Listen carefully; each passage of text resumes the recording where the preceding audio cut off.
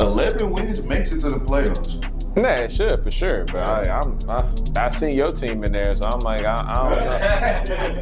Oh no, my team already won. I was at that. Oh my god. How's the flight? I ain't had to take no flight. Tennessee. Oh no. The Texans on the field was the only 10 that I see. Bro, this dude did me back. I'm just sorry. But They don't even pay. hey, Jesse, game recognized game. It's gonna be interesting to see what they end up doing with guys like Quentin Williams and Kenny Clark, because they look relatively productive for as terrible of a defense that they have. Quentin Williams been the game changer. Exactly. Dude, they just traded for him. It'd be retarded. I mean, stupid. That too. That too. Rams versus Panthers. Rams. Jesus. The Panthers will find a way. Not today. Not against that. Not that. Brian Shea, I don't believe in you. You on your own. A few moments later. Oh, great heavens!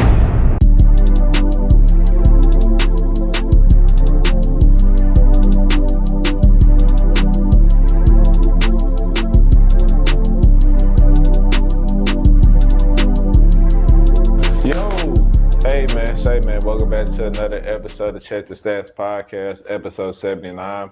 I'm your host, T. Kyle. Here to the left, we got my co-host, Big Verse, in the building. To the right, we got Sandman, the Charger Man. We got Amari Sanders in the back. We got Big Jess, the hostess of all hostess, the place where we do this lovely podcast, man. Appreciate you, Big Jess. As always, live chat viewers, man, we appreciate y'all. For everybody who hasn't made it yet, who's going to make it to this live episode, man, we appreciate your support. Please spam the comments of what you want to hear. What's the hot topic that you wanted to discuss? Big Jess will get it back to us as quickly as he possibly can.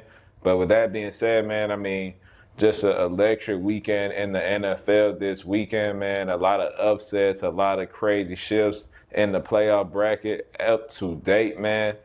It's going to be a tight race coming down to the finish, man. And I'm just blessed to say that my Texans are in the hunt. So to say where we were from 0-3 to where we at now, man, life couldn't be any better for a Texans fan. So with that being said, Big Jess, let's get into it. Yes, sir. So as always, I got some warm-up questions for you guys. I'll go ahead and get into it. Let's do it. So in your opinion, if every NFL team had to start their backup, what team would still win their division? Every team's backup. Who has the best backup? Probably the Rams. No. Who's their backup? Stetson's been a solid. I think it's Jimmy Garoppolo, huh? I thought it was Stetson because he was playing. 49ers. 49ers. Oh, because Mac Jones. 49ers. What are we talking about? Yeah, he probably looks better than Brock Purdy right now. that's easy. Now, if I had to say a second, I'd go Davis. Yeah, okay. I like that. I ain't gonna lie, I'll lead to the 49ers for sure. They backups were nice. That's a solid group. They still look like starters to me, honestly, when they was out there. So Yeah. So if you could erase one bad contract from your favorite team, whose contract are you deleting? Oh, my goodness. Woo. Man, who we got? I mean, You need them honest, so don't get too happy. I'm thinking. That's why I'm like, I don't want to just spurt out anything without context. Because realistically, we got off a lot of their bad contracts. Like Jock Landale, we got off of him. Jalen Green was really a great contract in the hindsight, in a sense. Shaq Thompson right before unproductive man. I got one right now. Shoot, NFL. Okay, if we go in NFL, my team, I would erase Bradley Bozeman's contract because he is terrible. Worst center in the league. No knock to him, but I'm just being honest, man. Like, hey, he's not good. We need him off. He's terrible. Worst center in the league, man. So, for sure, erase his contract and get somebody else. Who has a poor contract for the Texans? that's hard because we got rid of a lot of it. Like Christian Kirk's on a 1 year. Nico, his deal is coming up pretty soon. Will Anderson still a rookie contract. Hunter just got an extension. Stingley just got an extension. Lasser still on a rookie contract. Petrie just got extended. Bullock on a rookie. Aziz, I think his is coming up. They said y'all boy Toto. Toto is a rookie, so it's not really a He's not a contract. rookie, but he on the rookie deal. Yeah. So it's really just hard to say one. And then we got rid of Shaq Mason. Is there another team that would be easy to answer? If we go to another team for sure, I'd say T. Higgins. He's not a wide receiver one, and it hurts to say the truth because I know a lot of people adore him and how great he is and his role on the Cincinnati Bengals, but we seen it in hindsight, clear as day 2020. He had that one-on-one him and Gonzo, and he got clamped. Absolutely clamped. You know why he got clamped? Because I took some money on him. That's one part. I took his over at 69.5 with Joe Flacco, who been slinging that ball all season long without Burrow in the lineup. But for some odd reason, we go up against New England. You got a one-on-one matchup to get 70, and nobody expects you to win, and you still can't go for 70. He's not a wide receiver one. I think they overpaid for a wide receiver two where you could have just developed. And they got good guys in that wide receiver room. Not like T. Higgins, but to say that you're paying T. Higgins close to wide receiver one money is absurd. Gino. I think that's a terrible contract. I mean, granted, thank God it's only 2 years, but he's not looking like someone that is going to be appetizing to get off of. You probably got to throw in maybe a pick or two, or maybe a few players in order to get him off your roster and offload that contract and chop that up as an L. So if I'm the Raiders, I'm looking to just probably deal with the dead cap hit that you're going to end up taking. What's an NFL team that you absolutely do not trust, no matter how good they look? Colts. Jags. No, I'm not even just trying to troll or nothing. It's like, have you seen the games that they put? Like, they almost lost to the Cardinals. Have you seen the record? Okay. like record don't mean nothing in the NFL. I mean, we seen a team that ended up winning 14 games last year get bounced out in the first round in the Vikings. I mean, the Pittsburgh Steelers, y'all thought that they was going to end up taking care of the AFC North because of how bad every other team was looking. Lo and behold, Ravens came back, now they're in first place in the division. And the record doesn't mean much in the NFL because it's any given Sunday, and in every given Sunday, it could be taken advantage of. Okay, well, let me turn it in like a different direction. If you can take a player from your division and put him on your team, who would you take? Like from another team? NFL, NBA. NFL. In my division, give me what's the boy name? Give me Jonathan Taylor. Give me Nelson. Give me Nelson out of Indianapolis. If they ain't getting mixing anytime soon, give me Jonathan Taylor. Give me Nick Benito. I say, can I help Mari out? Give me Nick Benito. That's not bad. Sure, yeah, he know his division. Give me Nick Benito. Cause I was thinking because there's so many good players and give me Nick Benito. Shoot, give me Mahomes. Hey, Over Jay Herbo? yeah, I ain't gonna lie, love Herbert to death, but nah, I love him that much. Hey, if I got a chance, we had a chance to trade for him. Sure, I'd be like, hey, if we got Mahomes, that'd be dope. Y'all could take any pass rusher, honestly. we get Nelson. Chris Jones, but I like Nick Benito more than Chris. Chris Jones like an interior D lineman. Nick Benito is edge. Shit, you get Max. Max, but yeah. Hey, it's It's a lot. It's a lot. Yeah. There's a lot of guys in the division I'd take, but number one, I take Nick Benito for sure. Who's the most disappointing coach in the NFL this season? Pete Carroll. Pete Carroll by far.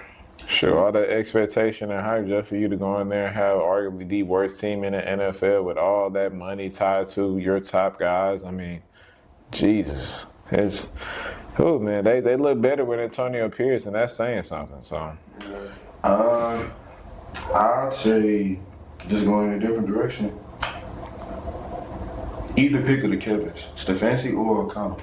Like, them boys, they just haven't been able to. Yeah. Stefanski, I understand your situation, but like at a certain point in time, like, it's gonna come to a point where there's wins and losses, and your job is gonna be on the line. Yeah. O'Connell, I mean, you ended up getting rid of Sam Darnold. Y'all didn't re-sign him for a reason because y'all believed in J.J. McCarthy, and the fact that he's been looking this terrible this late in the season, that might be in the NFL draft looking for another QB. I think we need to give JJ some more time, though. I ain't gonna lie. Like, this is really his rookie year. Like I've been saying, you know what I'm saying? He's had good moments this season. He's had a lot of bad moments. Like, that's how it is. It's been up and down for him, but I think it'll only get better from here, especially with Kevin O'Connell. I feel like he's gonna get him right, bro. But I feel like at a certain point in time, like the coach is going to help out the quarterback. Like Caleb Williams, we gave him a lot of grace because we understood his offensive situation when Matt Eberflus was just awful. But like Kevin O'Connell is like, he's a guy that we look at as scheming his top receivers open, Jordan Addison, Justin Jefferson. I mean, he's even able to get the running backs involved in the passing game. And for him to not be able to do so because of him betting on J.J. McCarthy is like, it's a sticky situation. I respect it. So on to, this could be NFL or NBA. Is there one player this season that you think is getting way too much hype for what they've actually done? Dang, John. Ooh, I'd say Way too much hype for what they actually done. I kind of want to say Bo Nix, bro. I can't hate on that. It's like I want to, but I can't. Honestly, I can't because I like that answer. Boy, Bo. I like that answer. Josh Allen. And it's not even me trying to hate on them. It's the running, they have the best rushing attack in the NFL. James Cook has probably been the most productive player on their team. And Josh Allen, you ask him to put on that cape a whole bunch of times. Sometimes Superman is going to look like Clark Kent. I'm trying to think. A guy that's been getting too much hype. Maybe NFL or NBA. Ooh, boy. I ain't got one. No worries. So, of all the teams in the NBA with a hot start, what team do you think is most likely to collapse by Christmas? By Christmas? That's a quick turnaround. San Antonio don't get back Wemby, I'll say the Spurs. But if I had to say one right now, God, dog. I was surprised to see that the Suns are a top 8 team. Yeah. Yes. I mean, that ain't really nothing. Toronto? No. That's the team that I was going to say, but I'm just like, They actually solid. Yeah, but are Yeah, I they don't keep trustworthy solid? That's the thing. I mean, who are you worried about in the East? I mean, I'm worried about what they got internally. Huh? What you mean internally? Brandon Ingram. Shoot, he just went for 37. Yeah, I understand, but look who he went against. Nah, that don't matter. Cleveland? Cleveland's a good team. That's a good team, bro. I'm a And their record is pretty good too. Any team, in my opinion, led by Donovan Mitchell over the past few seasons since he's been in the NBA, they're still in the second round exit. I mean, so what is Toronto ceiling? I think Toronto's ceiling is probably.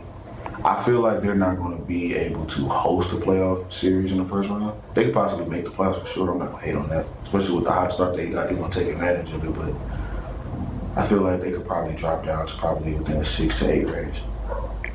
All right, but who are you saying that can leapfrog them in the East as currently constructed? Because I mean, Indiana's out the picture. Boston's awful. The Nets are god awful. The Hawks are okay, but even still, that's really little to no belief there. I think you underestimate how tightly packed the Eastern Conference is. Like, for as much credit as the West gets, with how much talent they got stockpiled on top of each other to where 50-win teams cannot make the playoffs. I mean, the Eastern Conference has 10 teams with winning records. For as bad as Boston seems like they are, they're 9-8. And who's to say they're not within striking distance from a team that's within their division? Shoot me. Jaylen Brown is not. He can't lead that team anywhere, especially with that construction of a team. I mean, Anthony Simons, that's your sixth man. I mean, he's good, and that's his rightful. That I think maximizing his potential in the NBA is better coming off the bench. But like, the Celtics aren't no threat, realistically. Like, if I was to say the realistic threats in the East, I would go to. I wouldn't say around. I would say the Knicks are a realistic threat. Say Detroit for sure. Yeah, Detroit. I mean, as of now, I want to see it marinate throughout the year, especially with some of the pieces that they lost. They still look good though. 13 games history. And they're working back in Ivy, so I want to see how that combination goes with them. Yeah. But you can't even give me like 4 definitive teams that you're just like in the East. They're solid. Like Miami, do we really think that they're a solid contender in the East? Like, I feel like the Eastern Conference, like anything can happen. Yeah, like, we all thought that the Knicks were penciled in to go into the finals, and then lo and behold, Indiana came out of nowhere and shellacked them. And even prior to them, we thought that Boston had a clear-cut date with destiny with the Thunder, and they got knocked off in 6. So I was gonna say the Bulls, but they 9-8. That ain't bad, but I mean, but the Bulls are in Bulls territory. They live in the play-in. Yeah, that's true.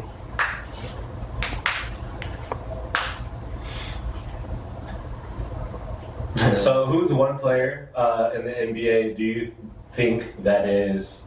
Everyone says they're a number 1 option, but you know that they're not actually a number 1 option. Are you talking about like producing wins or just the load every single night? The load. Ooh.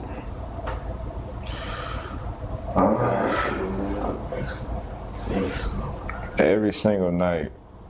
That's not a number 1 option? No, that is. That's considering on their team as number 1 option. Probably Ja. Trae Young. I was thinking that too, but I mean, he has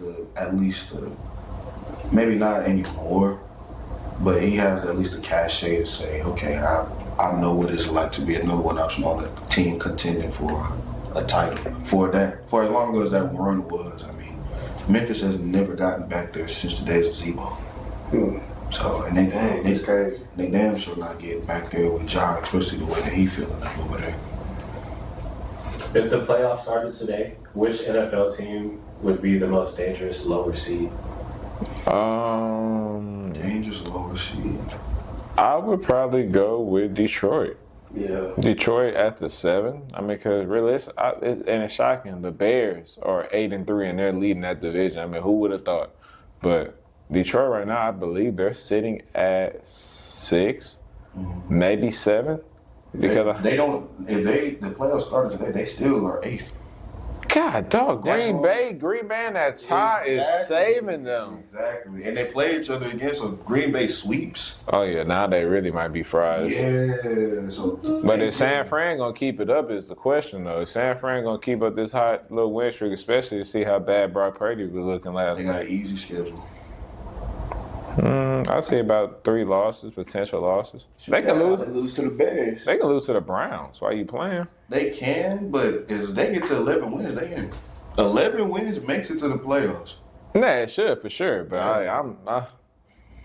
I mean, I seen your team in there, so I'm like, I don't know. Oh no, my team already won. I was at that. Oh my god. How was the flight? I ain't had to take no flight. Tennessee. Oh no, the Texans on the field was the only 10 that I see. Bro, this dude did me back. I'm just sorry. But they don't even pay attention. Hey, Jesse, game recognized game. As far as teams that are a low seed that could potentially make some noise, I'm gonna stick with my guns. I'm gonna go Seattle. And it's crazy because they're 5. Yeah. But like, shoot, if they don't win their division, how many teams in the NFC are realistically knocking them off? Eagles look fragile. We probably gonna get into that later, but Eagles look fragile. The Rams did everything that they could to give the Seahawks that game, and everybody else, they have flaws of their own. I don't know what Seattle's flaw is other than can Sam Darnold win the big game. And my last question is going to be, is there an NFL team that has went from unwatchable to must-see TV this season? Cowboys. Wow. I would say they was never just unwatchable. Yeah, because they electric. That maybe was a hate watch, but as far as unwatchable, I could turn on some Cowboys. I mean, they ain't just gonna be just absolutely dreadful. I would say probably the Bears for me. I mean, just to see where they were from last year, just an unwatchable team, just poorly executed. Everything about the Bears was just aggravating to me because you seen the talent from this year. It's a night day different. I say the Cowboys because the running game is back. The defense is terrible, but they didn't have Dak Prescott for majority of last year.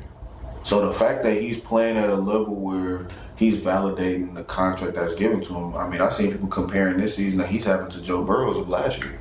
But people are giving Dak more credit because Dak didn't have his version of Jamar Chase for a majority of the season in CeeDee Lamb.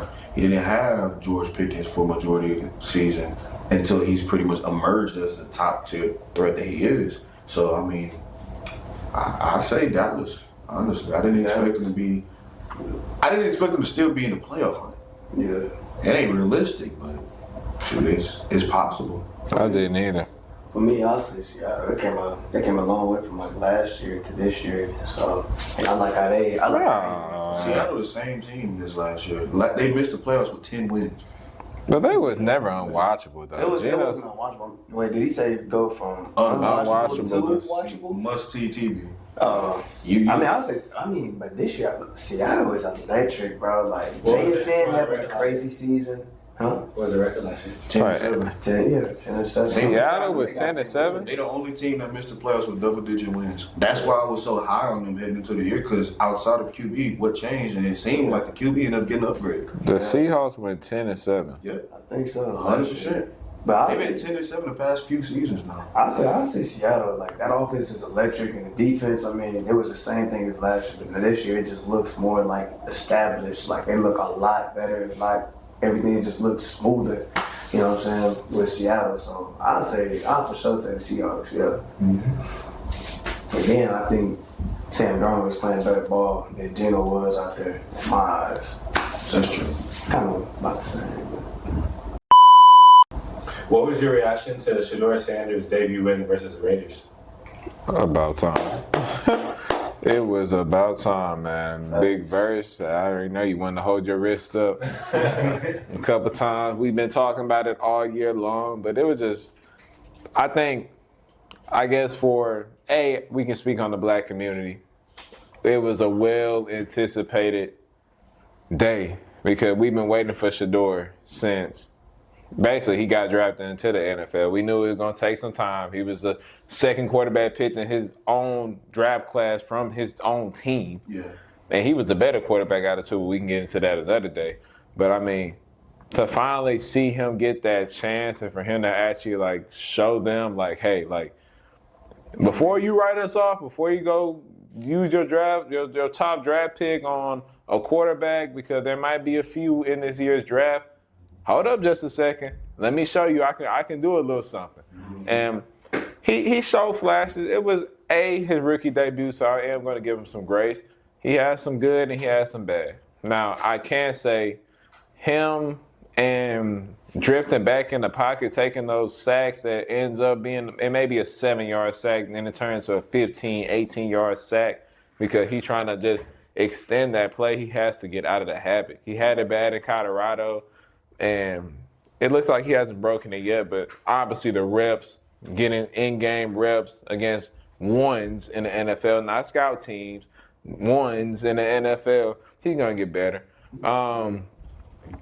I think the Browns, obviously we've been seeing on social media all the Browns players posting about basically their win. And, players post. We know social media. We know how it goes. But it's how can I say it? People they're posting because of their excitement that they have Shedeur's in play. So it's the vibe around the building is different. You got Myles Garrett getting sacks, putting up his wrist, doing the perfect time, and the energy is there, the morale is there, the team backs him 100%, and he just gives that team a way better opportunity of winning games. And that's all you want in the NFL, especially if you're going to at least try to replace both of those rookies by the end of the year with the new guy that you're gonna get freshly in the draft. At least see what you got. And Dylan Gabriel, he wasn't a game changer. Shedeur Sanders pushed that field down he pushed that ball down the field. I don't think I've ever seen Dylan Gabriel throw a pass over 25, 30 yards. Maybe I just ain't been watching enough Browns tape, but at least complete a pass. 25 to 30 yard, man. When Shedeur threw that pass to Isaiah Bond, man, my heart dropped. I said, whoo! I said, man, he is never going back to that bench. As long as Dylan Gabriel is the backup, he's going to at least have a starting job. Because that right there, man, it gave me flashes of that Colorado. But it showed me, like, this offense has a lot in the tank with the weapons that they have. I mean, Harold Fannin is good. Yeah. I was talking about him pre-draft. I was like, Harold Fannin is a really good tight end coming out of Bowling Green. Yeah. And then you got Dylan Sampson, who career one for 66 yards to get Shedeur his first career touchdown. And he's the backup. Quinshawn Judkins, he didn't even have a big day because they keyed in on him because they were like, rookie first start. We just going to load the box and make him throw it. Sampson was nice up there at Clemson. I remember. Yes. Then you got Jerry Jeudy. You still got David Njoku. You have weapons around him in a sense. So, like, just to sit there and say, like, the Browns are just a team full of castaways on offense, you're sadly mistaken because Shedeur Sanders actually gave – I guess me, because I've been watching the game for betting purposes, of course. I mean, Shedeur Sanders did a job. He did a job, I'm not going to lie. Now, was it the perfect team to come in against his very first start? Absolutely. Absolutely. The Raiders is an absolute dumpster fire. Pete Carroll should be fired as quick as he was hired because that team is absolutely awful. Like, as we can see, Chip Kelly was fired. He was fired on Monday, and it could have came fast enough. He was absolutely awful. Yeah. He was absolutely awful. Stick to college. Yeah. But at the same time, though, we got to give Geno Smith some blame, too. Geno Smith was awful. He was awful. Like, you couldn't tell, like, real talk. If I was to put on that television not knowing anybody, their history, nothing, I would have thought Geno Smith was a rookie. I would have thought he was the rookie. He looked that bad. He looked that bad. Like, they have no run game to exist. So, Geno Smith is not like he's not used to taking on a big load. He did it in Seattle. So, I'm like, so now you go from you had the ability to be some amazing dang, it can't come out my tongue. Pause. Dang, I can't say it. Yeah. Thank you, Big Verse. I appreciate your vocabulary. But he went from last year to this year is insane. Yes, Big J. Sorry, before I get any further, I just want to say we do have a viewer. No, now two viewers. But of course, our first viewer is Joe. He's hitting us up. Yo. That's good. He does want to let us know that the audio is echoing. So, yikes. Turn the volume down. I ain't got the mics. I ain't got the mics on this today. But Shedeur 11 for 20. 209, a passing touch, and the INT, man, is not a bad start for a rookie debut. It was a lot of good and a lot of bad. He threw that one bad interception. It is what it is. I mean, he's a rookie, charged to the game. But to stick in there and he showed me something. He showed me that he at least deserves the rest of the season to see what you have there.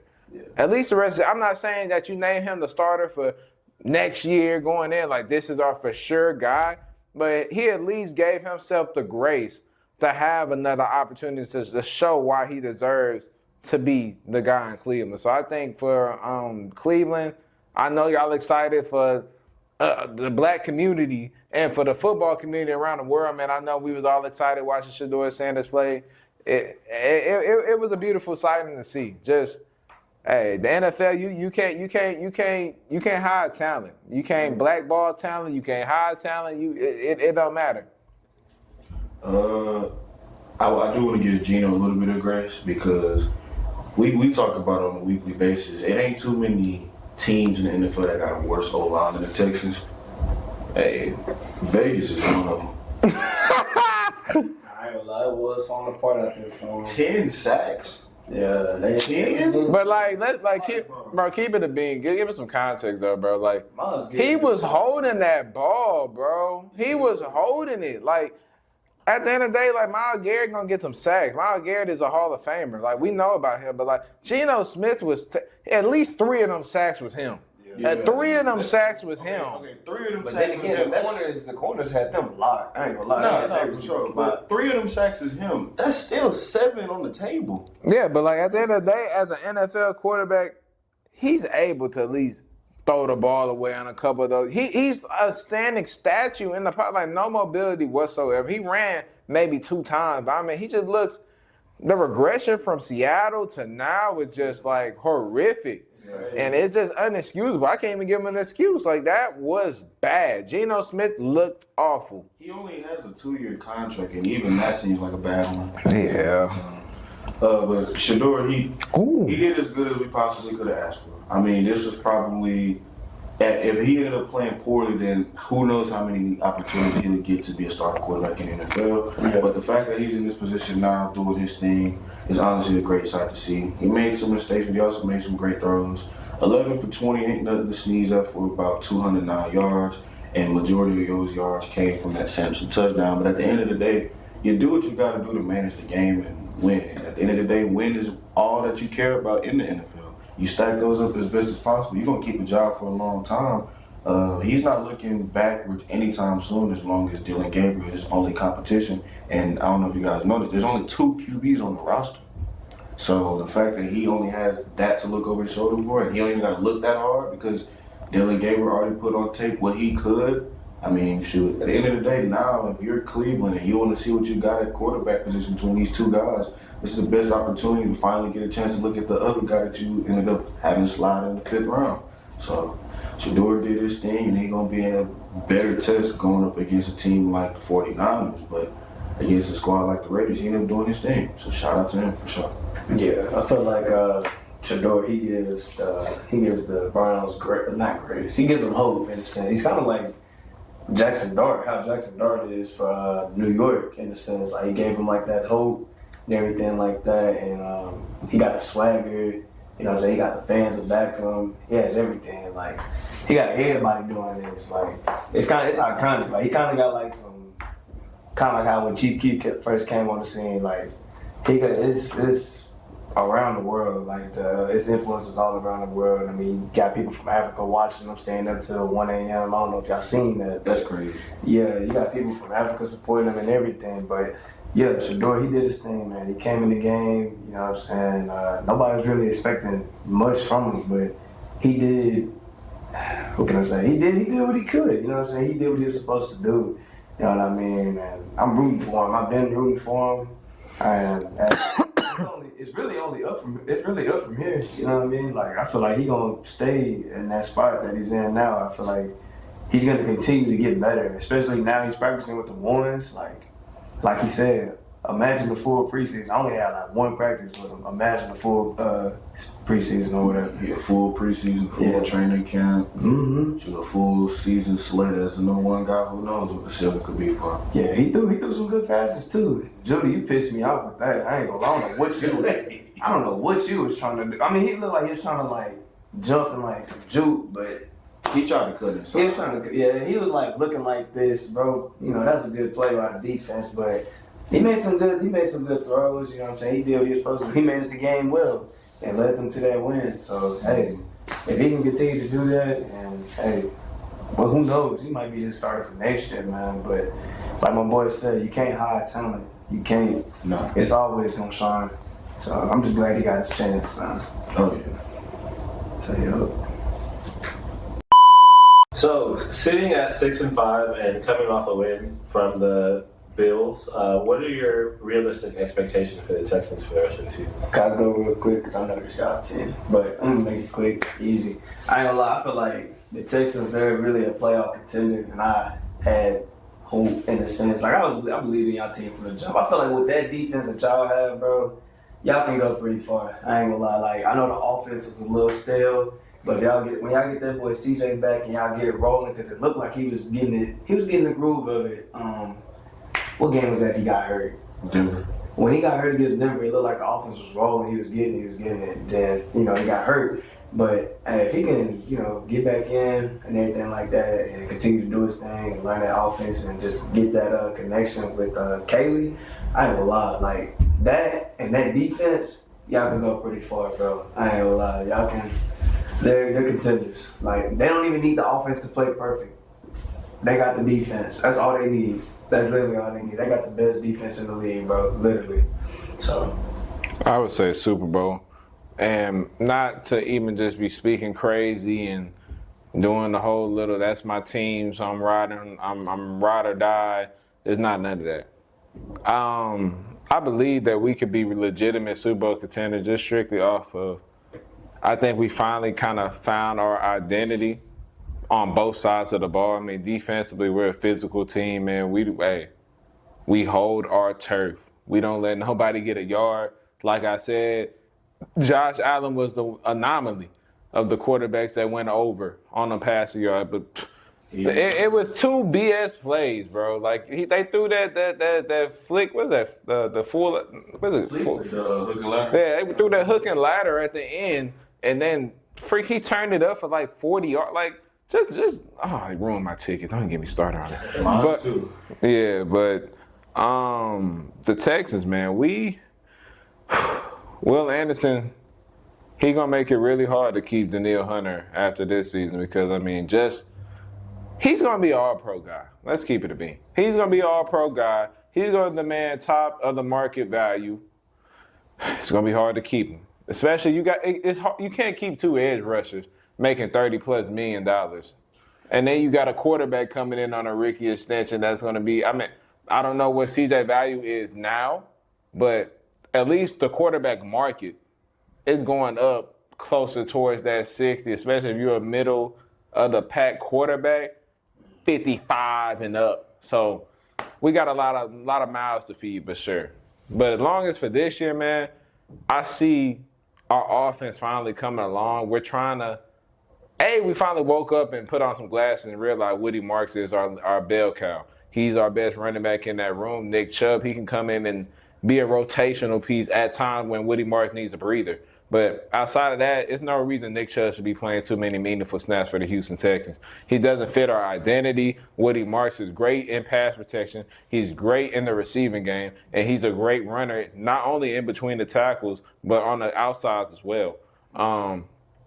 Jaden Higgins, man. I mean, thank you, Jesus, that we finally started not only putting him out there on the field, but designing some type of plays to get him involved into the game. I mean, he's a 6'4", smooth route runner with great hands. It runs a 4-4. And we finally give him the ball. I mean, I'm cool with it. I mean, sure, we 6-5. We're actually contending. We're in a contending stage right now, so I'm not really upset that the fact we're getting him the ball now. I wish it would have been a little sooner, but it is what it is. But now you can really see just how beautiful our offense could look once you start exploring all of the weapons that we have. We're not only Nico-centric. We have Dalton Schultz, and he's finally being that safety blanket that we asked for. We got Jay. Oh, my God. I wish we would have put him out there, man. What's his dude's name? Noel. Jalen Noel. I wish we put him out there a little more, but Christian Kirk, I mean, shoot, he did his job. He got that PI. I mean, shoot, he was out there doing business. So at the end of the day, that line he didn't give up a sack. Not one sack against Buffalo. Like, is this the same team we talking about? The Houston Texans, the worst offensive line, we was mock board lineman. We was mock board and trade linemen to now we're allowing 0 sacks against the Buffalo Bills. Like, look how far we come. Like, Charles, like, real talk, bro. Like, this year, man, if it haven't taught me anything else, it taught me patience. It taught me patience, trust the process. It may not look good when you want it to, but just stay patient. And if it's meant to be, it's meant to be. But and we're nowhere near done. We're halfway through the season, so I'm not finna sit there and get my high horse and saying that, we winning it all. But my honest opinion, I feel like we're a Super Bowl team because we have a stout defense that will give against. I don't care what offense you put out there on the field, we're holding our own. We're neutralizing them, and our offense, we're good enough now where at least 3/4 of our possession, we're getting 3. If 3/4 of our possession, we're getting you're not getting over 20. Let's keep it a bean. It's impossible to get over 20. I mean, Jacksonville did it a couple weeks. It is what it is. Like, we still won that game. So I mean, I don't know. I don't want to take no more time because I'm so amped right now because it's like, bro, you understand the feeling. It is a difference when your team is actually like competitive and like it gives you something to talk about. So like you're a little more ecstatic and you upbeat. Joe said he remembers when Tyler crashed out and his camera fell when he was talking about the Texans. It was on virtual. It was on StreamYard. That's a long time from now. Hey Joe, that ain't gonna happen no time soon. I'll catch you in the Super Bowl, baby. Texans, shoot. I was worried that I was wasting my money. Got season tickets. And they started doing what they was doing, man. But lo and behold, they done got a black brother proud. The ceiling is the sky's the limit because obviously our defense, but legitimately, if we just have our offense find a way to meet us halfway, then that's all it takes. We've seen teams not only go to the Super Bowl, but win the Super Bowl with middling QB play, but an electrifying defense that is able to suffocate opponents. I mean, I keep it a bean with you. We seen that last year. Look at Philly. I mean, granted, Jalen Hurts ended up in a position where he was Super Bowl MVP, make the throws that he needed to, but I guarantee you, if they had a group award for who won that game, it was that defense. It was that pass rush. It was that back end. It was that front seven. It was that defensive coordinator. It was those rotational pieces that kept getting pressure on guys like Mahomes and neutralizing people like Jaden Daniels and turning loose against guys like Matt Stafford and Jordan Love. I mean, this is the same recipe, just with slightly worse players on that offensive side of the ball. But we don't need our offensive weapons to be great. We just need them to do the bare minimum. We just need them to be average. We already got a great kicker in Connie Fairbairn who got a strong leg as it is. He probably leads the NFL in kicking points if we keep it in the buck. We got a quarterback in C.J. Stroud who was just hitting his stride prior to the concussion. Now he got 3 weeks off. And he's looking to come back better than ever in probably the biggest game of the season to this point in Indianapolis. We got a backup who we have the utmost confidence in, which is not something a lot of teams in the NFL can say. We got a running game that's starting to hit his stride. We got Nico Collins back in the mix. We got Jaden Higgins as a Nico clone that's in a position to hit his stride as well. Christian Kirk looks like he's playing for the amount of money we paid him, which is great news for us. Special teams is looking relatively good as well. And with a defense that is as hellacious as that front seven and that back four, who's to say what we can do in the NFL in the postseason? I mean, the fact that we started off 0-3 and have a position to make the playoffs, forget make the playoffs, win the division, not once, but twice, it's incredible. The roller coaster ride that we've on, it seems like we're only getting higher and higher and higher. And shoot, I'm ready to see where this team can take us. I think it is shocking though too for us though, like to say where we started to like now, it's just absolutely like insane. And man, Jesse, we can cut because I'm complete. I'm complete. Like when we just lost of words, you just so satisfied. Like I'm. Man, I ain't felt good about the Texans in a minute, man. Let us win this Sunday. Y'all was pissed about them boys, man. Bro, you should have seen me at that game on Thursday, bro. Oh, yeah. Hey, when I tell you I was teed, bro, when I seen that, Caleb gonna earn him some money, bro. That's what I'm saying. He gonna earn him some money, bro. That secondary is so damn nice, bro. Like me sit there and that boy Bullets, oh my god. And you know what's scary for the rest of the NFL? Guess who was at an all-pro level that wasn't there? Petrie. Exactly. So you know he gonna come and dump some. And he been doing good in the passing game too. Oh, you ain't gotta tell me nothing about that. We know. Well, would be nice.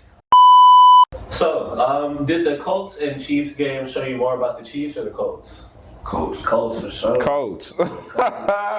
Colts can close out the big games, man. Like, I think the Chiefs, it's like we all respect them, but we know that they're in this desperation mode. So we know that you're going to get their best every single week. I mean, we're going to play them next week, so we're going to see how that goes.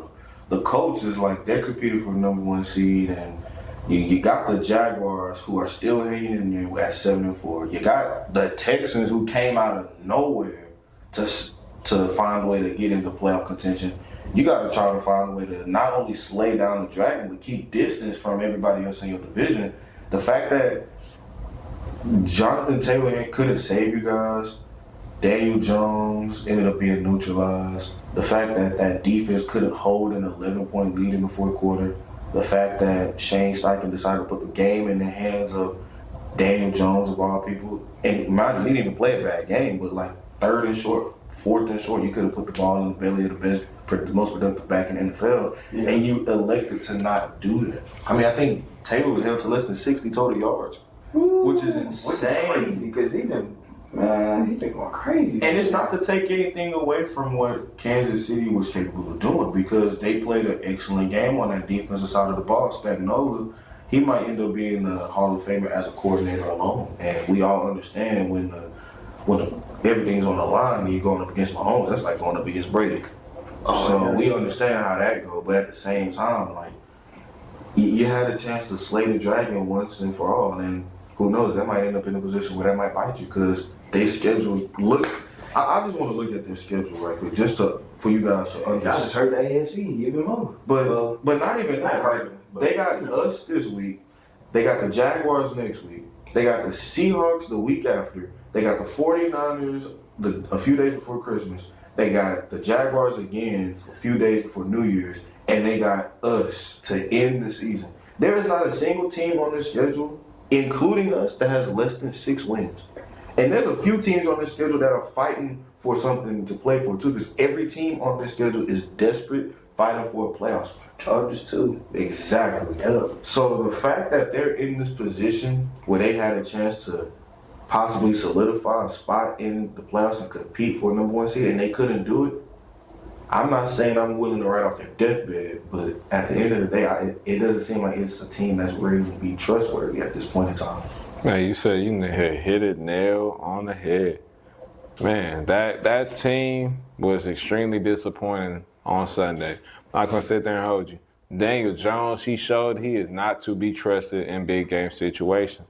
And I know that everybody wanted to give Jonathan Taylor the ball to give him an opportunity to change the game, but it wasn't no change in that game. I'm not going to sit there and hold you. They were going to waste their time trying to hand that ball out to him, because Kansas City was stuffing the run. Yeah. Jonathan Taylor was suffocated that whole day. He may have, I think I've only seen one carry that he went over 15 yards. At best. Which is crazy, because that offensive line is one of the best in the league. 100%, but at the end of the day, Kansas City had playoff pedigree. Mm-hmm. So whenever they feel like it's time to turn it on, they turn it up to another level. And Chris Jones, he continues to show. He may not be there every game, but in the games where it matters the most, Chris, 95, you're going to always hear that number. He's going to be somewhere where your quarterback is, your running back is. He's causing havoc in some way, shape, or form. Yep. And they just look even more dangerous. And it sucks. It sucks that the fact that Kansas City really isn't going to make the playoffs yet again, but I'm not going to ignore greatness. Like, hey, Rashee Rice, welcome back to the party. Like, He really looked a little shaky last couple of weeks coming off that injury. And he crazy. He had that looked like he pulled his hamstring in that game prior to, and then went right back in the game and caught the key first down to put them in field goal range. Like, it just. Travis Kelce didn't even have the biggest of games. Like, you still got Worthies, and you still got Kareem Hunt going for over 150 all-purpose yards. Never expected that. Kareem Hunt. Like, old Kareem Hunt. Still that ball, you would have thought it was 2020 the way it was looking with Kareem Hunt and Clyde Edwards-Helaire. Pacheco coming back this week, too. I don't want to see him. Disgusting. But that said, we smell the unders. See, I would say that, but if you look at his recent trends, his lines is up around 50. I hate watching. Oh, you hate watching? I'll be hate watching. Yeah, but at the end of the day, man, Kansas City showed, like, they're here to stay. Any higher seed team should be absolutely terrified if you have to play Kansas City in the first round, because they show they can go on the road and take care of business. Now, this may be the first time they won't have the division in their hands, so they won't be able to host a home playoff game to start it off with. But, man, Colts just looked extremely disappointed. Daniel Jones he just proves time in and time out he is just not the guy. He is not the guy. And I hope that the Colts see this and say, hey, this is a game manager, not a game changer. Let's pay him as such. Let's keep this team going. Hopefully Daniel Jones doesn't get too big of a head and want some crazy bread. Like, honestly, $45 million for Daniel Jones is perfectly fine. But the moment when he's trying to get to like them 50, 55, like, pause it. That's not even you. That's not your body. Trust me. That ain't you. So if this wasn't a reality check for Colts fans, it's on. Yeah, Sunday through the rest of the season for y'all will, because y'all don't play no team that isn't in playoff contention. You don't play no team that has a record under 500. Every single team that you playing from here to the end of the season is a playoff test for that last stretch until January. And if you can't do it, hey, it's a realistic opportunity that the Colts can miss the playoffs. That's crazy. 8-3. All y'all had to do was seal that dub against them, and y'all couldn't do it. That's crazy, bro. That's crazy. That you remember a few years ago, CJ Stroud first season, and the division came down to that game in Indy. Mm-hmm. Lo and behold, it's gonna come down to it again, most likely. Because that's the end of the season, and it's gonna be in NRG too. Man, we just gotta pray that what's his name? What's the bro name? The Jaguars. They start losing some games, so they're not in consideration. I don't trust that organization. That's just me though. I'm not even trying to hate. That's just. It's so crazy how Trevor Lawrence can look good one week and They look good against the Chargers. It kills me. They almost lost to the Cardinals. I know we better than them. They should have beat. Picks. He had 3 interceptions. He just lucky he went against the Cardinals. And it's not even me trying to be a hater. It's like that's. He had 2 against us. Like, that's who he is, bro. Like he gonna put that ball in harm's way. He is a talented quarterback, but it's some things that just make you question how he ended up in a position where he's one of the highest paid players in the league. Crazy, man. Crazy. Is George Pickens the number 1 option at wide receiver? Yes. As I said, Cowboy fans, man, cover your ears. I know y'all don't want to hear this, baby, but you got to. He might be the one that should be wearing that 88. I ain't gonna care. Pickens a problem. Like, is he top 10 to you know? I don't know. Like, top 10 is weird. Cause like, it's always. Was that guy behind Charles top 10? Neighbors? Yeah, he was. Of course. Yeah, he was top 5. Hell, what? Production-wise, yeah. He was going stupid. Yeah. I think Pickens, man, I mean, he's earning his keep. You can't sit there and say he isn't. I think by far that may be the most explosive offense in the league. Don't you say, Charles? Absolutely. Bro, they have a great running game, and it's complemented by 2 guys who could definitively be a number 1 on any other team in the NFL. George Pickens is second in the league in receiving yards. Yep. I'm only behind the clear cut. He's gonna probably be the offensive player of the year if Jonathan Taylor doesn't get it in JSN. Yeah, you lucky Puka got hurt. Oh yeah, facts. And Puka right there, he's 947, so he's right there. Exactly. So that just goes to show how elite Puka Nacua was, and that I wish that Puka Nacua was. Oh, he would stay healthy, man. We would have been having some real conversations with JSN and him. But that's a topic for another day. But man, I mean, CeeDee Lamb. I'm so sorry, and I'm a fan of CeeDee Lamb. I'm not gonna sit there and hold you, but his dropping problems is just, man, it's gonna be detrimental when it matters the most. I mean, it wasn't bad enough that he dropped all the passes week 1 against Philly, but then you go spin a block again week 12 and drop a handful more. Like George Pickens out there mossing dudes, multiple dudes. He make George Pickens like. His model as a receiver or his archetype is 50-50 ball. Go throw it up. Let him go make a play. He's going to make a play 100%. And I mean the routes are looking better and better by the week. I'm not even gonna sit there and hold you. He's looking better and better as a route runner, man. Dak Prescott, it looks like he has a little more trust in him than he does CeeDee Lamb. I mean, the offense just looked much more electric because the fact that they can stretch that ball down the field. And for Dallas, I want y'all to already be ready for it because it's going to come. Be ready to live life without George Pickens because you're going to have to get off of one or the other, but you cannot have two receivers making over $30+ million on your team. It won't happen. It can't happen. You already have the highest paid quarterback in the National Football League in Dak Prescott. Then you have a top 5 paid receiver in the NFL in CeeDee Lamb. There's no way, absolutely no way, that you're about to pay George Pickens. Jamar Chase just made 35. He just made 35. So you think George Pickens not finna sit there and look at, hey, yesterday price, not today price. And I know I'm not as good as Jamar Chase, but hey, my numbers say so. My numbers this year say so. I'm on the number 1 statistic offense in the NFL, and I'm the best receiver on it. I already got 1,000 yards, and we only played 11 games. So at the end of the day, the number talks. My jersey's going to sell, and my market's going to go crazy in the offseason. So you either going to pay me, or you going to watch me walk, because he only got 1 more year left. The Steelers did not re-sign him. He's a second-round pick, so he don't have that 5th-year protection. So I think will he be free? He should be free. Yeah.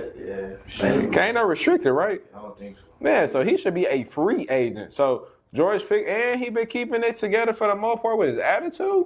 Oh yeah. Oh yeah.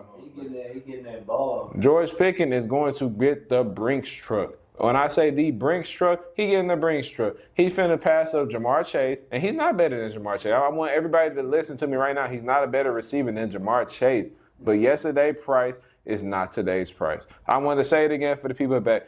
Yesterday's price is not today's price. And George Pickens, he doesn't strike me as a guy that's going to take a back seat just to stay in a good organization because they treat him well. Hey, I guarantee you, he'll go take a nice little bag to go down there to Tennessee and going to be wide receiver 1 for Cam Ward. I guarantee you that. I guarantee you he'll take a nice little bag to go down there and be wide receiver 1 for the Oakland, Las Vegas Raiders. Yeah. Hey, money talks. Ooh. Money talks. And your production. I feel like a similar situation was like Trey Hendrickson, or unfortunately, we don't want to say, like you're saying, end up like our boy who got traded to Green Bay. We're dealing with Jerry Jones. But the thing is with them is like what separates the Cowboys situation from the Bengals situation is they don't have to worry about the Trey Henderson dilemma. They already got rid of their defensive player. We all know that the defensive player gets the short end of the stick when it comes to these money negotiations. But they already let him go. Now it's going to be interesting to see what they end up doing with guys like Quentin Williams and Kenny Clark, because they look relatively productive for as terrible of a defense that they have. Quentin Williams been the game changer. Exactly. They don't keep him. Exactly. Sure, they just traded for him. It'd be retarded. I mean, stupid. It'd be dumb. I mean, that too. That too. It's one of the best interior in the league. Joe said Tyler giving business 101 class advice. Oh yeah, trust me. I can teach you a thing or two. Nah, he ain't lying. I mean, he made him walk into the season as wide receiver number 2, but 1, he ain't playing like it, and 2, he for sure ain't taking wide receiver 2 money. And that's including T. Higgins getting $30 million. Oh nah. Exactly. No, he's for sure surpassing CeeDee Lamb on the pay chart. And for sure. I think you guys are thinking a little bit too logically. I think you guys are forgetting that we're dealing with Jerry Jones, and it's not going to be a. It ain't gonna be smooth. Yeah, no, it's not gonna be. It's gonna be a bumpy ride. Hey, what if CD in the position now, because he hasn't been productive, that they might get off him? Nah, that contract too early in development. That contract too early. That ain't too crazy. Hey, what if we're in a position now that like, hey, CD, we don't really want you no more, man. We got to not even want you, but just think of it.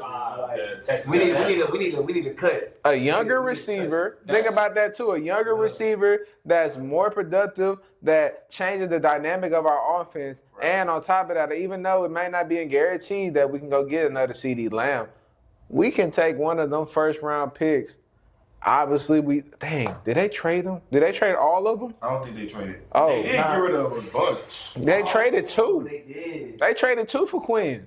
They did. But that wasn't all of them. I would hope not. They had multiple first round picks. Yeah, because they for that micro trade. Mm-hmm. For this coming drive, Yeah, they had 2. they had 2. But Green Bay pick weren't going to be a good one because they were going to be in the 20. They said Green Bay. But the thing that's kind of a hard sell is like, do you want to break up the band that has the most productive offense in the NFL?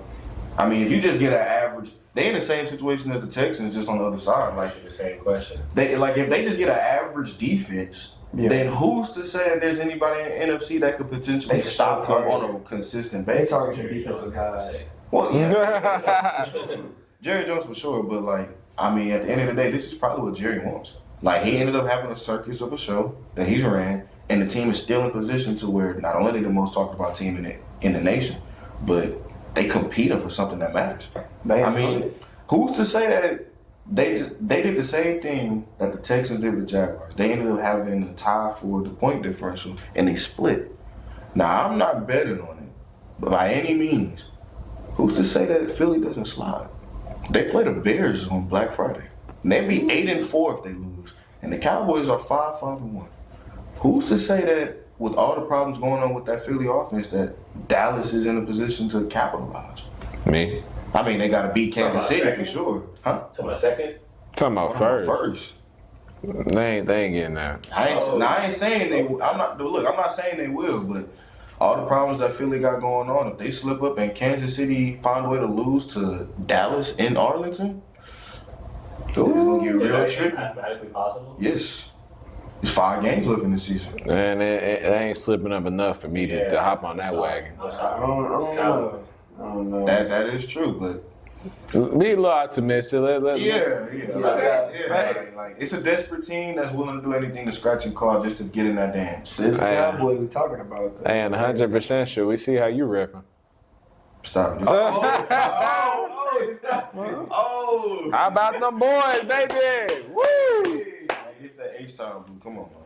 Stop it. Come on. Stop it. Come on, man. Hey, but at the end of the day, though, man, hey, look. Short, sweet, collective. Cowboys beat the damn Chiefs. Please beat the Chiefs. We all did. Please beat the Chiefs, man. The division we needed for everything. What? Beat them, please. Just please. battle. Oh God, please. Winning. I think, but not back to that topic though. I think for sure George Pickens is the clear cut number 1. I mean, he's been way more productive than CeeDee this season. I don't know what happened to CeeDee. That's not looking like the guy that I, have seen in the Fell in love season. with. Chill out. that was this guy.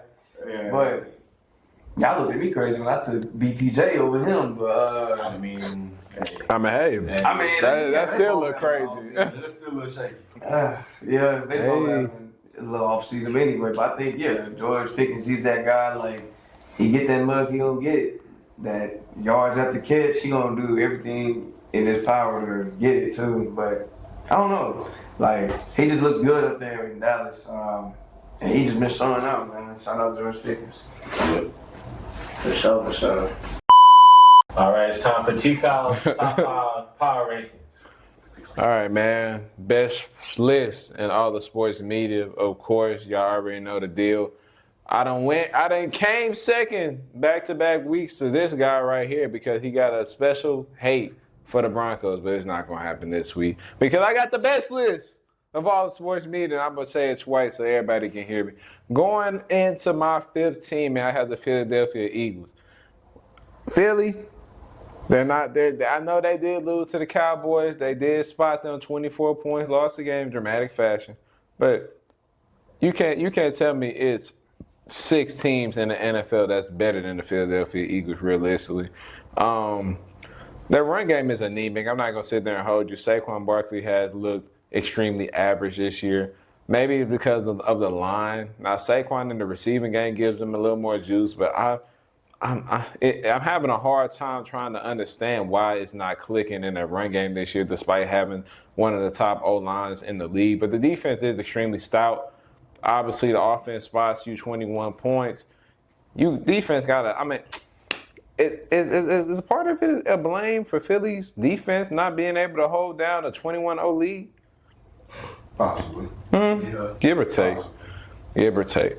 Going into my number 4, man, I got the Seattle Seahawks. Seattle, man, if they wasn't in that tough division in the NFC West, man, they would be a lot higher on my list, but they're not. Shedeur Sanders looking like the offensive player of the year week in and week out, man. That defense is electric. There was a little nail biter with my boy Charles and the Tennessee Titans, but y'all ended up pulling it out. It was not going to say too disappointing of a dub because at the end of the day, it's hard to win in this league, but It's the NFL. hey, they still fighting. They still fighting to get to the playoffs. How tight that race is in the NFC, man. You still got San Fran that's 7-4. You still got Detroit. You still got Green Bay, and that's all wild card. Every team I just named has 7 wins. So Seattle, you better keep it up, but you may not make it to the playoffs this year, especially with that. They still got to play the second half of that division. Yeah. Yikes. Man, let's see how confident you are in your boys going into the killer stretch of the year. Going on to my number 3, man. I know they didn't play, but I got the Denver Broncos. Obviously, that stand that they made against, who did they play? Kansas City. They beat Kansas City. They beat Philly. They beat everybody. They beat us. I mean, sure, they beat everybody in the league. That defense is the top 2 unit, not number 1. That offense, it is anemic for majority of the game, but in the fourth quarter, that's when it comes alive. So I guess, that's the best time for you to have your offense come alive is when it matters the most. They got to deploy candidate in Nick Benito, even though he's slowly falling off because other guys are picking up steam. They still have an amazing defensive unit and that may be able to carry them over the top to win this division, but they're not number 2. Number 2 is the New England Patriots. Man, they're 10-2. Who would have thought? New England is going to beat Buffalo out. If it all stays the same, they're going to beat Buffalo out. They're going to win the AFC East. Who would have had that on that bingo card? The Buffalo Bills not winning the AFC East. I know I didn't. I had Buffalo, and I had New England making the playoffs, but I didn't have them winning the division. I thought it was always going to go to the Buffalo Bills. But, I mean, hey, Drake May has been playing some amazing ball. That defense is stout. Travion Henderson sighting. It's about time you finally start getting him touches. You see what he does in his role.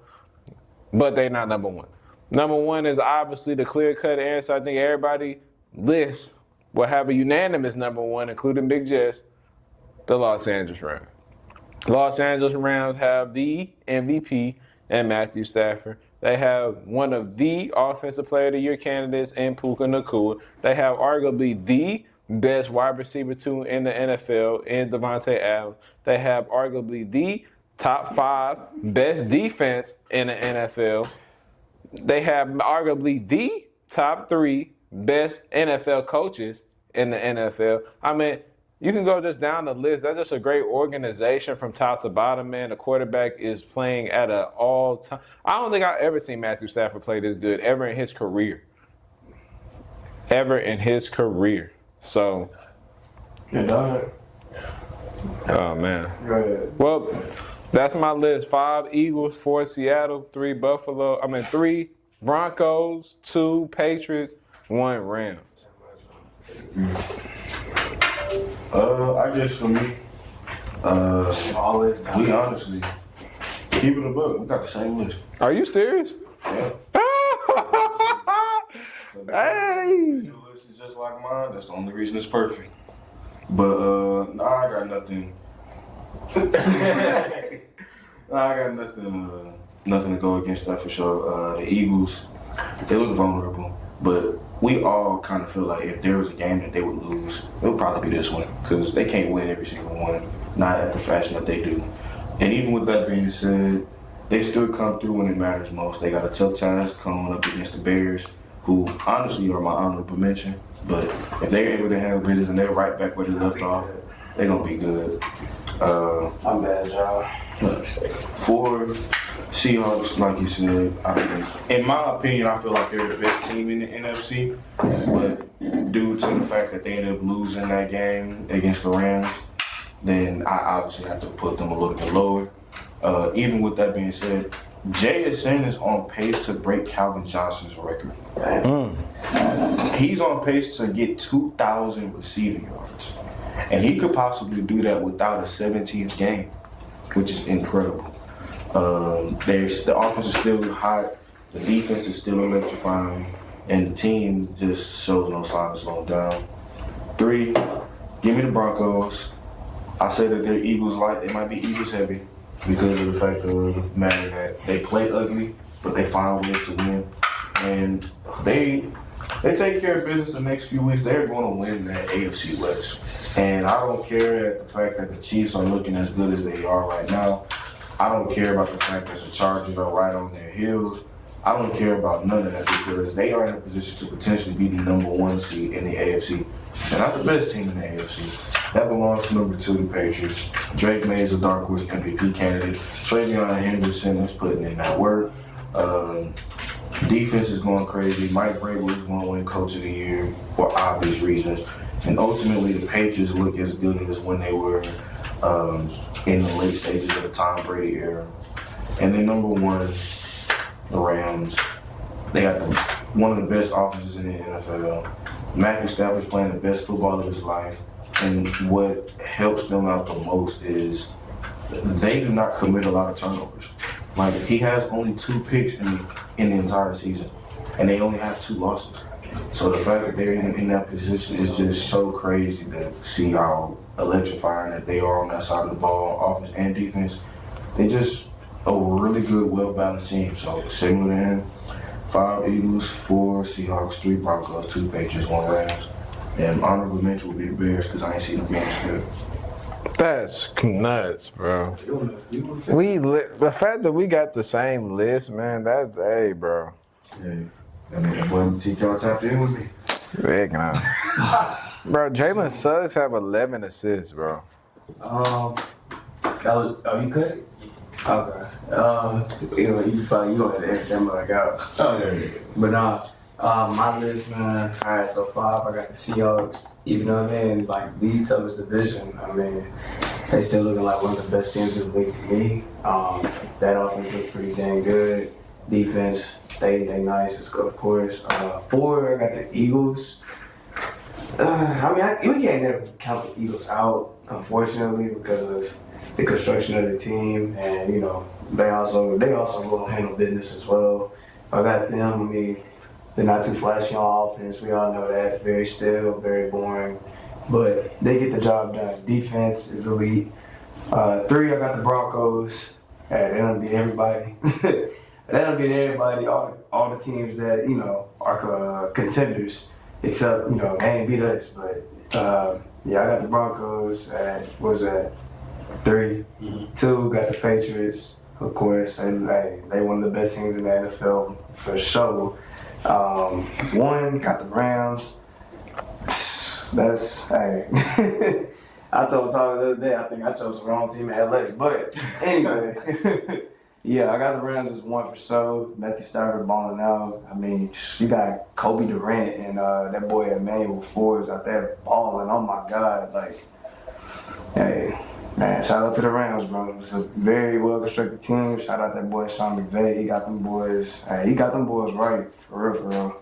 So that's my list. All right. Well, this week, like you guys said, it's kind of rare, but you guys have the same list. Except for Amari, you have yours. It's pretty much the same, except you're swapping the Eagles and the Seahawks. This week, Amari, I'm going to give you A-, and I'll give you guys an A. I like you guys' list a little bit better. If you would have asked me this question, I might have said the exact same list you said, Amari. But after just thinking about you guys' explanations, I feel like at the end of the day, if the Eagles and the Seahawks play today, the Seahawks will probably win, just based on how things are going. So I do give them that higher spot on the power ranking, and I give you guys a higher ranking on your list. Oh, Come on, man. for Big Verge, that's a dub for us. 3 in a row. All right, last but not least, we got our Week 13 NFL score predictions. This week is our Thanksgiving edition, so we got a couple of games on Thursday, even a game on Friday. Let's go ahead and get started. Our first game on Thursday, on Thanksgiving, is going to be the Packers playing the Lions. Give me the Lions. That's tough. Give me the Lions. Give me the Lions. I like the Lions. I'm sticking with my guns. Go Pack, go. Next game, we have the Chiefs playing the Cowboys. Ooh. We down. Cowboys. We got Dallas. Come on, Cowboys. We all Cowboys for obvious In the reasons. heart of Texas. Come on, Texas. Come on, Dak. Show me something. And our night game on Thanksgiving is going to be the Bengals versus the Ravens. You're in the Ravens. Ravens gonna win. 8 of them. There it is. You said 9. Oh. Oh, Burrow. you did Burrow's hurt, Come brother. on. He coming back. He coming back. He come back on Thursday. Nah, then. Okay. Nah. Hopefully, bro, don't get hurt again. Please no. But our next Fact. game on Friday is going to be the Bears playing the Eagles. That's gonna be a sneaky. That's game. gonna be a Game sneaky 3. game. Give me the Bears. You hit the Bears. They playing in Chicago, I think, huh? Bears. The Bears. You hit the Bears. If the Eagles lose to the Bears, are they no longer a top 5 team in the NFL? Yes. They They're have not. too many glaring holes on that offensive side to ignore. And you know, give me Philly. I got more respect for them. But shout out to Bears though. All right. Sunday morning, we have the Texans playing the Colts. Texans. Come on, man. We on the high street. Come on, Give man. me the Texans. Let's keep it. Let's keep it up. I think they're gonna make Daniel see ghosts. Let's take this division by the reins. Then we have the Saints and the Dolphins. Dolphins. Give me the Dolphins. Saints. Give me the Dolphins, yeah. Give me the Dolphins. What am I thinking for? Put us out of our misery from New Orleans. Good Lord. I feel bad for those guys. Yeah. 49ers versus Browns. Browns. Give me the Browns. I want to, but give me San Fran. Shoot, that's a sign for things to come. Them 3 interceptions from Brock Purdy. Shoot, what you think that's gonna happen against Cleveland? Give me the Browns. Shoot. Give me the Browns. I think Shedeur can lead them to that dub too. C-Mac gonna be. Hey, they gonna use him every single play. Real quick side note. Is Shedeur undersized as a quarterback? Yeah. I feel Yeah. like everybody I see him next to, he's like always way shorter and way smaller. And the thing is, Like he's 6'2". like 6'2", which is Crazy. yeah. All right. Joe said something earlier. He said you're wearing Titans colors, and you repping that. What's Titans about this? You gotta ask Bro, Joe. Sorry. come on, Joe. What you? Come on. It's the baby blue. That's how you feeling? Speaking of which, next game is the Jaguars playing the Titans. How do you feel about that? As Man, much as it pains me. Who to you say, gonna pick? Titans, baby. It's okay. It's not gonna hurt you. You got the Vince Young jersey. One time. One time. Dun, dun, dun, dun. Come on. Come on. Okay. And then when we pass, you got lucky. Next game, we got the Falcons versus Jets. Who? Give me the Falcons. Even though they're inconsistent, give me the Falcons for sure. Give me the Jets. I don't know why. I just got a feeling. I'll take the Falcons. Next game is Rams versus Panthers. Rams. Rams, Jesus. The Panthers gonna find a way. Not today. Not against that team. Not that. Bryce Young, I believe in you. You on your own. Not after what I saw last night. Nah, they could have strapped that boy Ted Ryan gun in the seat. They ain't even have to strap him. Does Kyler Murray have what it takes to defeat Baker Mayfield? Kyle Murray ain't coming back. Jacoby. Oh yeah, Do you have what it takes? That's a Mari boy. The Bucks, they've been so hurt. It's like, I mean, ain't Baker? He just got in the sling. Yeah. Wait, the Bucks play who? The Cardinals. Cardinals. Oh, give me the Cardinals. That's what I'm saying. The Cardinals are 3-8. The Bucks are 6-5. Yeah, they'll be 6-6 by the end of the week. The Bucks keep on slipping up like this. They might miss the playoffs. They deserve it. It's been a bad fall off for them. They started off with They- 5-1. Bro, Yeah. they was on fire. Like, Baker was the MVP type. I can't blame them. They look like They got hurt, bro. They depleted. They depleted. Yeah. O-line, receiver. Bucky still hasn't even came back. Mm-hmm. That's crazy. And now the quarterback gone. Mm-hmm. All right, starting our 3:00 games. I think this is a rematch. Correct me if I'm wrong. The Vikings play the Seahawks. That's not a rematch, but give me Seattle. Give me Seattle. Seattle. I don't trust JJ McCarthy. Sound like a decent little big game. JJ in concussion protocol. Yeah, somebody else gonna be starting for him. I think Nick Mullins. Carson out for the year. To go back to our first topic. He ain't good, yeah. He's a trustworthy backup in my opinion. We strapped him up. Yeah, that's true. Next, we have the Bills playing the Steelers. Give me the Bills. Josh sounded Bills. Steelers are at home. Bills, I don't know what the stats of A-Rod. Yeah, that's the only reason I go Buffalo. If it wasn't for A-Rod status, give me the Steelers. But say Mason Rudolph finna come in. Shit, he did last week. I wonder whatever happened to the boy from Iowa State. Not Iowa, Ohio State. Who? Oh, Well, how he third. He third. Oh, damn. I thought he was gonna be second. Nah, they gonna give Rudolph took him to the playoffs one year.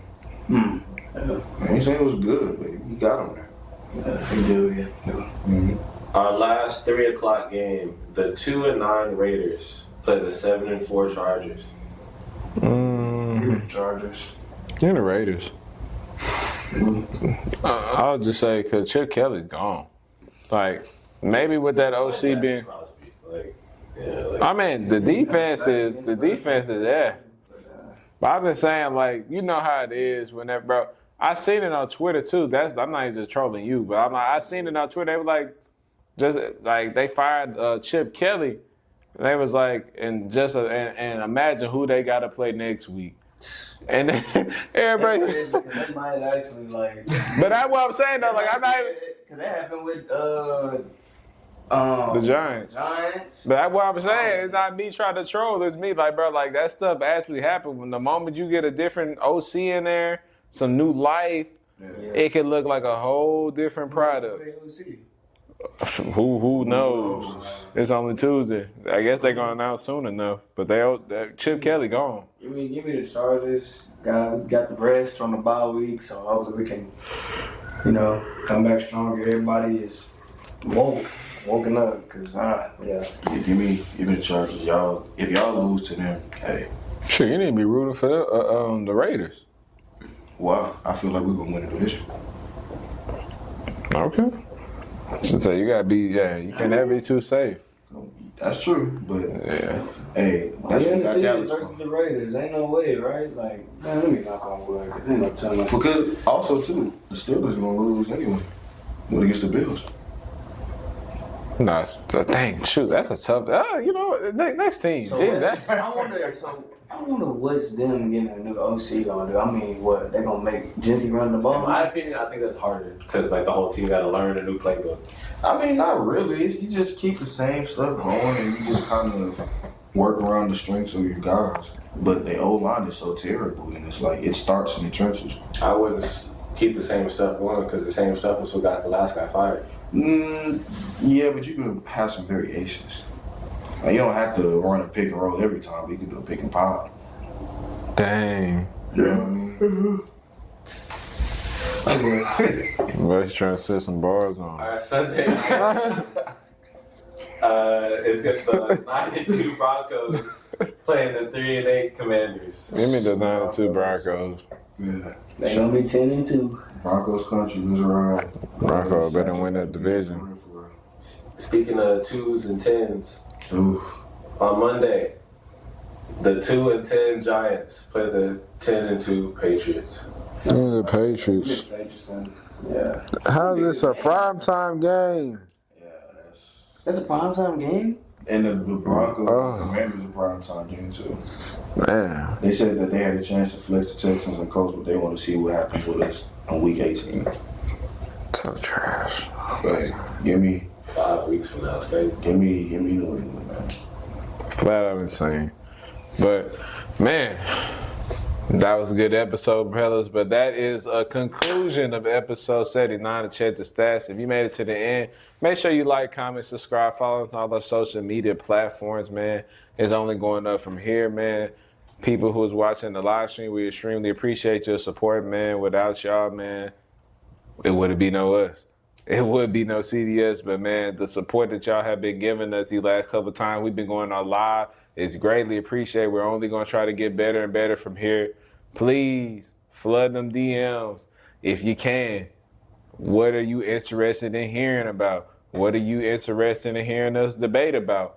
Man, we're open and willing to get into a lot of debates. I'm sure I don't want to say everything now, but majority debates, basketball, football, man, send them our way. And even some baseball. We got Big Jess. He's the baseball whiz. Yeah. But Big Verse, Sandman, Big Jess in the back, we appreciate the services. Without further ado, Bertie, you got any words of encouragement for the young fellas at home, the people who are tuned into this live before we get up out of here? You know, usually I say something, corny, snappy, or, something crazy. But I'm going to keep it real short, sweet, and to the point. Happy Thanksgiving, man. Happy Thanksgiving. You know what I'm saying? I hope y'all viewers on the live and viewers of this future episode enjoy your Thanksgiving. Y'all get a great feast. Get that turkey in your system. Get that ham. You know what I'm saying? Get that dressing. Get that mashed potatoes. Get your mac and cheese. Get everything that you need in your system, man. I hope you enjoy your time with your family because at the end of the day, that's what matters the most. If you believe that, you believe them facts. If you ever need more facts, you already know what to do. Check them stats.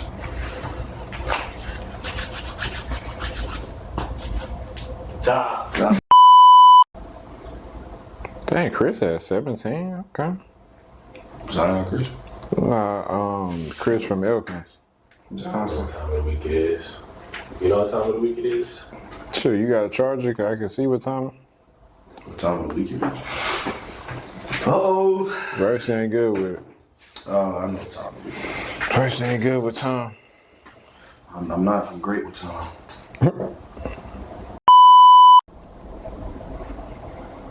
That's crazy. Detroit wouldn't make the playoffs if the season ended today. And they're 7-4. Well, that's why we said last year that should they miss their window. They miss their window if they lose that division.